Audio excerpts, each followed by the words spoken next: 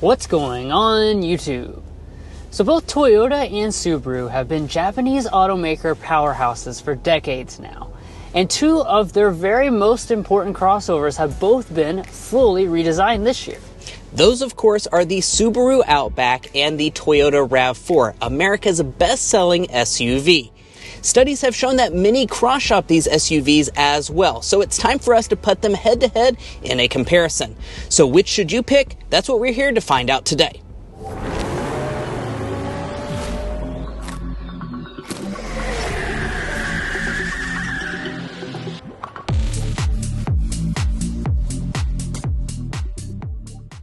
To show off these latest offerings with all they have to offer, we are showcasing the fully loaded models in this comparison, each with its unique advantages.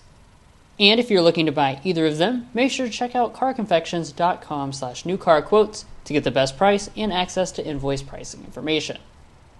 But jumping right into the exterior section, there's a lot to take in with these redesigns, as Subaru and Toyota are both in a period of big design changes.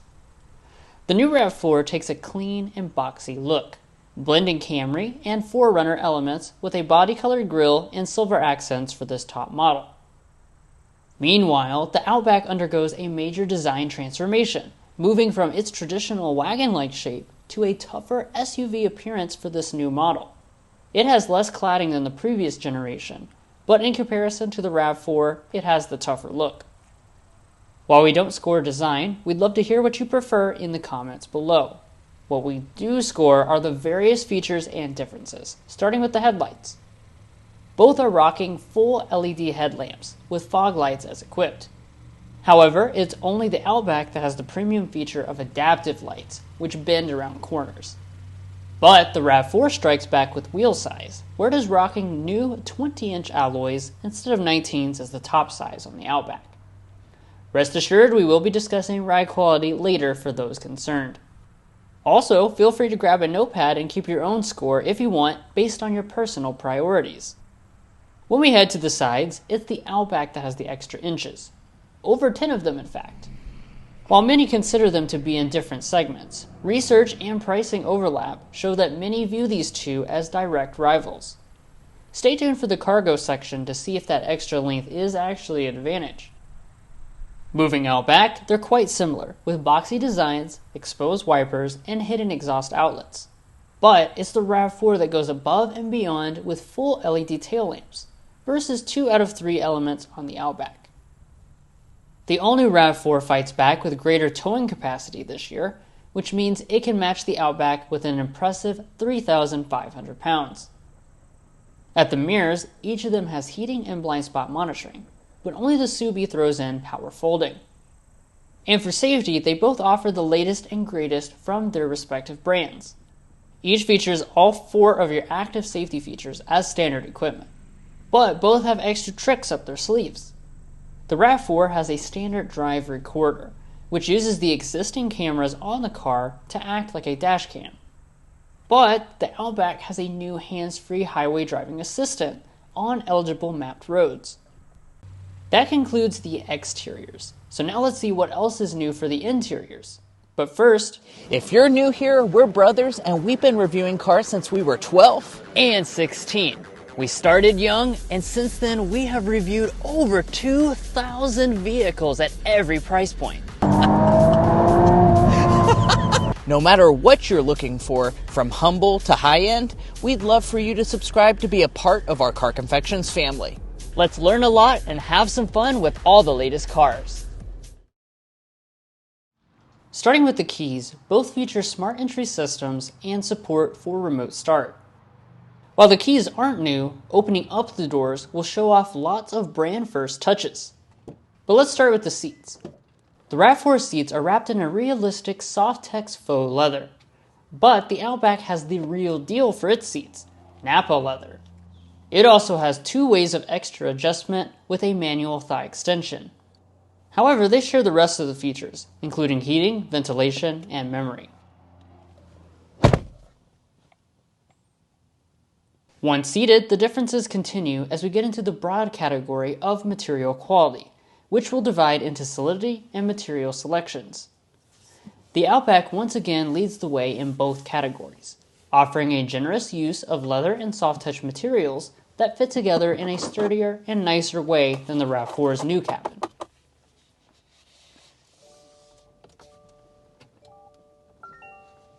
Firing them up, you'll be greeted by digital gauge clusters on both, at an equivalent 12.3-inch size, with customization options such as putting Google Maps in there. As equipped, neither has a head-up display, so the digital clusters will have to suffice. Pulling back to the steering wheels, we have leatherette-wrapped, manual adjusting wheels with plenty of easy-to-use buttons. Both steering wheels are heated, and the wipers are rain sensing. Next up is storage, where both models received changes for 2026. We will evaluate both the console and the multi-use cubbies in the dash. The newly enlarged consoles are quite large and equivalent to each other. The Toyota has a trick up its sleeve though. Its lid can flip upside down and turn into a table for something like eating. Beyond the console, they continue to match each other with lots of cubbies, passenger storage shelves, and wireless chargers. But only the RAV4 has a second wireless charging pad on the Limited for 2026 to keep your passenger charged up too. As far as the shifter is concerned, only the RAV4 has an electronic one. But when in reverse, both feature 360-degree cameras with multiple angles and good resolution. At the climate controls, we have 2-zone automatic systems, but their ease of use differs. While the RAV4 lost its physical knobs for 2026 in favor of smaller temperature buttons, the Outback added back physical knobs this year. We find it easier to use knobs without being distracted from driving, and all the comments we see indicate that the vast majority of people agree with that sentiment. However, each has a physical volume knob for the audio systems. In the RAV4, you max out with a JBL 9-speaker system, but the Outback's Harman Kardon bumps you up to 12 speakers. Let's sample them.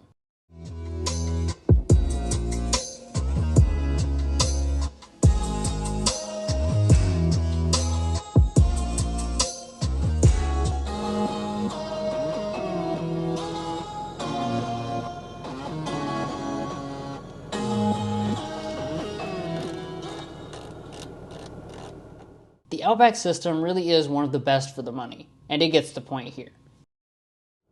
Since their most recent updates, both the RAV4 and Outback are both worlds better in terms of technology. The Toyota has a 12.9-inch display, while the Outback's is 12.1 inches, enough to give the RAV4 the edge. For functionality though, these two match each other, rocking the newest versions of their brand's software. This means you'll see big improvements in performance and graphics, as well as wireless Apple CarPlay and Android Auto, and built-in navigation. Wrapping things up in the front of the cabins, they both have auto-dimming mirrors with HomeLink and the rear camera ability. However, it's only the RAV4 with a larger panoramic sunroof. Things continue to heat up in the back of these two, so let's dive right in. Starting with the back seat space, the numbers say that there's not enough of a difference on paper in the advantage of either competitor.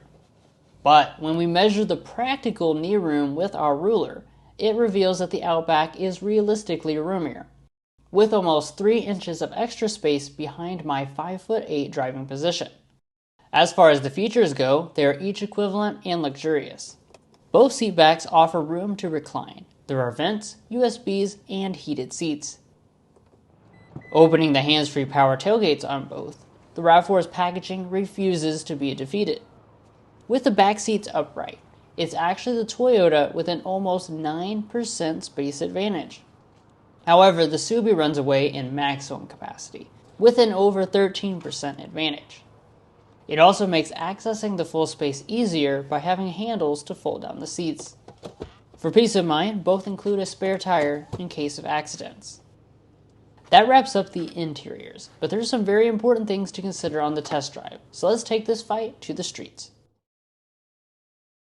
The power plants Toyota and Subaru equip these crossovers with are quite different. The all-new RAV4 focuses on efficiency with a standard hybrid system, making more power than ever at 236 horsepower. Meanwhile, the Outback focuses on power with the high-end XT model we have today, which uses a turbocharged boxer engine to make 260 horsepower. We'll talk about efficiency in a moment, but for now, it's the Outback that is more powerful and is quicker to 60 miles per hour.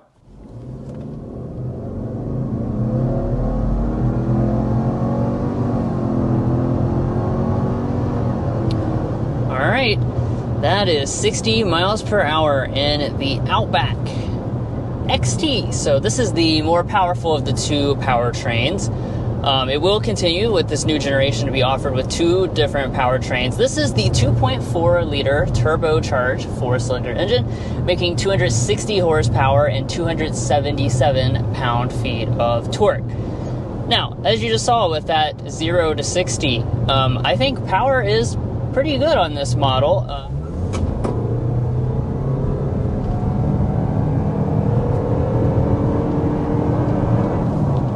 Okay, that was 60 miles per hour with this 2026 RAV4. So, of course, the big news with this next generation RAV4 is the fact that they're moving to a full hybrid powertrain arrangement. So you have a traditional hybrid, and you also have a plug-in hybrid option. We're in the traditional hybrid right now. This is going to be what the vast majority of customers will walk away from the dealership with because it is standard on almost every single trim level, 6 out of 7 trim levels. Transmission-wise, the RAV4 uses an eCVT, and the Outback a regular CVT. Performance is relatively snappy on both, providing power when needed. But in typical Subaru fashion, it's the Outback that is more suited to go off-road. While both trims tested have standard all-wheel drive, the Subi has a more capable, full-time symmetrical all-wheel drive system with variable torque distribution ability, compared to an independent rear electric motor providing the back wheels with power in the RAV4. Furthermore, the Outback's additional 0.6 inches of ground clearance would be helpful when going off the beaten path. If off-road performance truly matters to you, you can shop the Woodland or Wilderness trims of the RAV4 and Outback respectively. So this will continue to have the Lineartronic CVT like many other Subaru products. When I was accelerating there, you probably noticed that it does have some simulated gear changes. It actually has 8 simulated gear changes, so don't have any drone situation or anything like that, which I certainly appreciate. Now, of course, in terms of the transmission situation, this is an eCVT, which is typical for Toyota's hybrid system. Now let's discuss ride and handling. While neither of these crossovers are back-road champs, ride quality is where they truly shine. Both soak up road imperfections with ease. Even on the rough Arizona roads, both were driven on. We would give the slight edge to the Outback with the extra cush in its suspension and smaller wheels. Now that we're just kind of cruising through this town here and going over some bumps in the road, it's a great time for us to talk about ride quality for the Outback. That always was a pretty strong element for this model, and I'm really happy to tell you they continue to emphasize that in this vehicle. It has really good ride quality when you hit a bump in the road. It does a great job of soaking things up. They particularly also said that they focused on making these seats more comfortable. Now, also good news is the ride quality. So we've been driving around here all morning long, and like I just said, this is a pretty rough road surface, and even if we hit big bumps in the road, I think it does a great job in terms of ride quality. Now, I have to say I was a little bit skeptical because we have the 20-inch wheels on the outside for this limited example. I thought the ride quality might be sacrificed a bit by choosing those, and I'm happy to tell you it really is not. Sound insulation is also important, which is why we take sound level readings of every vehicle we test here at Car Confections. Scientifically speaking, most adults cannot discern a difference of less than 1 decibel between sounds. And with our preliminary measures taken in Arizona, the RAV4 is close, but not quite 1 decibel quieter. All right, so we have settled in at 59.5 decibels is our sound level reading. 58.7 decibels is the number that we have settled in at. Finally, let's talk about the all-important aspect of fuel economy. Toyota's hybrid system will certainly have the advantage here, with a combined advantage of 18 miles per gallon. You heard that correctly, 18 miles per gallon combined. That means the RAV4 gets close to twice the fuel economy. But if you're not ready to adopt a hybrid yet, the RAV4 no longer offers a traditional gas engine to choose from. In our reviews and comparisons, we're also adding in reliability and resale information to give you a better picture of the overall value beyond just the original MSRP. Beginning with reliability, we developed the Combined Reliability Index, which takes into account several studies from trustworthy sources and combines them in a way that gives you a more realistic picture. In this respect, they are some of the strongest brands money can buy. Subaru is rated 11 spots above the industry average, giving it plus 2.2 points. And Toyota is 15 slots above average, giving it plus 3 points. Related to that, they have the same general warranty coverage, but the Toyota offers the perk of complimentary maintenance for 2 years. We also put Mason's economics degree to work to develop a detailed predicted resale value tool. After 5 years and 60,000 miles, Toyota has one of the highest resale values in the entire auto industry, at 64.5% expected retained value. Subaru is not far behind with 63.03% after 5 years and 60,000 miles. This will give Toyota a slight boost in score of plus 0.2 points. Now let's talk about pricing. While the Outback is a tweener between the compact and midsize segments, the Toyota has been known for being one of the most expensive compact crossovers you can buy. While the Outback is almost touching $50,000, the RAV4 we have today is not far behind. Accounting for the estimated $31.95 price difference between these two, we will give the RAV4 plus 1.5 points for value. I want to emphasize that if reliability, resale value, or money matters less to you personally, feel free to disregard these points. So there you have it, the objective winner. Do you agree? Let's go over some pros and cons about why you might personally pick one over the other based on what's most important to you, and then we'll tell you which ones we would put in each of our driveways. So I'll start with the Outback. The main reasons you would choose this: more maximum cargo capacity, more luxurious interior finishes, and of course this has a more powerful turbocharged powertrain option. Now, the RAV4, on the other hand, has way better fuel economy because it is a hybrid system. It also has better resale and reliability ratings, and it also has some tech advantages over the Subaru. Although the Outback has improved the tech a lot, the RAV4 still has a beat in certain areas. Now, speaking of those areas where one is excelling over the other, we'd encourage you to go to carconfections.com/vehicle rankings. We've looked at numerous vehicle segments, such as the compact SUV segment, the midsize two-row SUV segment as well, and ranked each of those options in the most important categories of this type of buyer. Things like technology, powertrain choices, fuel economy, value under a certain price point, as well as cargo space are all detailed for you on our website. So if you want to make an informed buying decision, definitely check out carconfections.com/vehicle rankings. You won't regret it. But which one are we going to put in our driveways? So today I would pick the Toyota RAV4. I appreciate its efficiency and just its consistency all throughout the vehicle. Now, on the flip side, I would take the Subaru Outback because I appreciate the more luxurious interior. I like a nice interior with a lot of nice materials, and the RAV4 is a little bit lacking in that respect.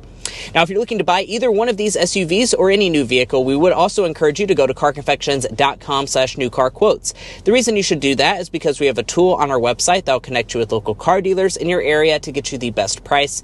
It's also going to give you access to invoice pricing information, which is a great tool to use while dealership negotiating. If you'd like to take advantage of that, as well as things like our monthly payment tool, you can find a link to that down below in our video description, as well as a pinned comment at the top of this video. But guys, that's going to be where we conclude this comparison. Hopefully you enjoyed. If you did, we'd appreciate you subscribing down below. You'll get more comparisons like this, as well as a ton more videos on the channel.